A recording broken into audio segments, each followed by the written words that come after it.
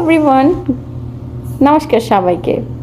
আমেরিকায় আসার পর এটাই ছিল আমার প্রথম অ্যাপার্টমেন্ট, যেখানে আমরা 1 বছর ধরে ছিলাম। কত স্মৃতি জড়িয়ে আছে এখানে, এই ঘরটার সাথে। অবশেষে আজ আমরা নতুন ঠিকানায় চলে যাচ্ছি। সারা দিন ব্যস্ত ছিলাম প্যাকিং আর শিফটিং নিয়ে।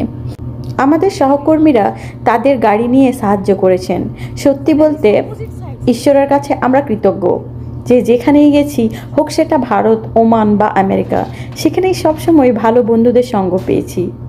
আমার জীবনের পথ চলায় একটা জিনিস শিখেছি, মানুষকে যত বেশি গ্রহণ করা যায় তত বেশি সুখী হওয়া যায়। তাদের সংস্কৃতি, রং, জীবনযাত্রা, খাবারের অভ্যাস ও ধর্ম যেমনই হোক না কেন, যদি মন খুলে গ্রহণ করা যায় তবে প্রতিটি জায়গায় নতুন একটা ফ্যামিলি গড়ে তোলা সম্ভব। আমাদের জীবনযাত্রায় ঠিক সেটাই হয়েছে। তারা সবাই মিলে আমাদের শিফটিংয়ে সাহায্য করলো, আর আমি আর আমার মেয়ে মিলে ঘরগুলো পরিষ্কার আর গুছানোর কাজ করলাম, যাতে সঠিকভাবে রুম হ্যান্ডওভার দেওয়া যায়। সব কাজ সেরে ঘর পরিষ্কার করে শেষবারের মতো আবারও একবার সব কিছু দেখে নিলাম। তবু মনে পড়লো প্রতিটি শেষের থাকে একটা নতুন শুরু। তাই মনকে সাহস দিয়ে নিজেকে বুঝালাম। ভারী মন নিয়ে পুরনো ঘরকে বিদায় জানালাম, আবার নতুন আশা নিয়ে চললাম এক নতুন ঠিকানায়।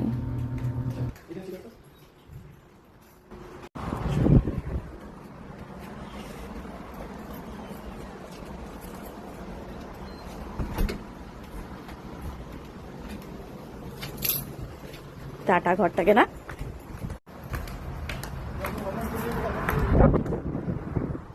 কি